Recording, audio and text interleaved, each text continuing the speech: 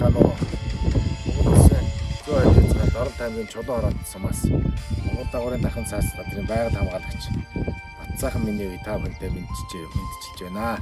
Сайхан аварчж байна уу?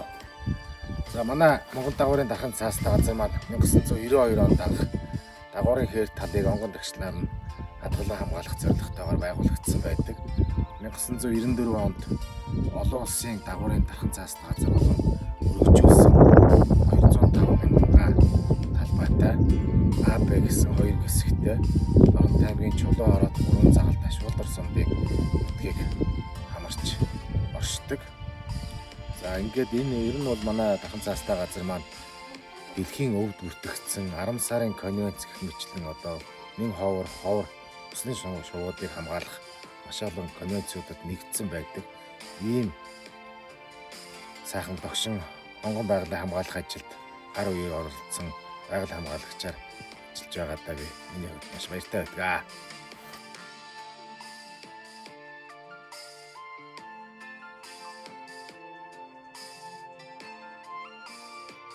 Зохион байгуулагдаж байгаа тусгай хамгаалалттай газар нутаг үндэсний бахархал их хурлдад миний хувьд бол бусад тусгай хамгаалалттай газруудын ажиллаж байгаа туршлагыг судлаа.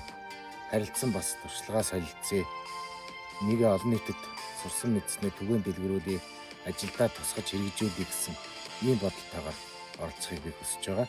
За 2030 онд миний төсөөлж байгаагаар манай хамгаалтын захиргаа төсөвт орлогынхоо 40 хүртэлх хувийг одоо өөрийн орлогоо өөрснөө бүрдүүлсэн.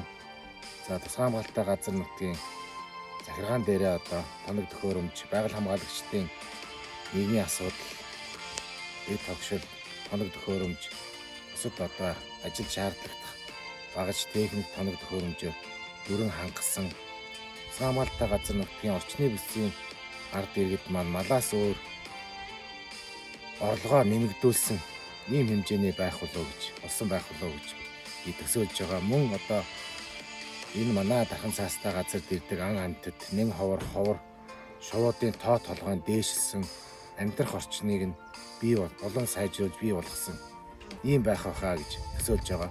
Тэгээ мөн энэ удаагийн бас завшааныг ашиглаад жуулчид, одоо судлаачид, сонирхогч та бүхнийг манай Монгол дагуурын дахин цаастай газар зочлон ирж нэн ховор шуудыг хаваржиж өндөглөж зусаж байх, намаржиж байх үеэр бас үзэж танилцаарай, аялаарай гэж та бүхнийг урьж байна.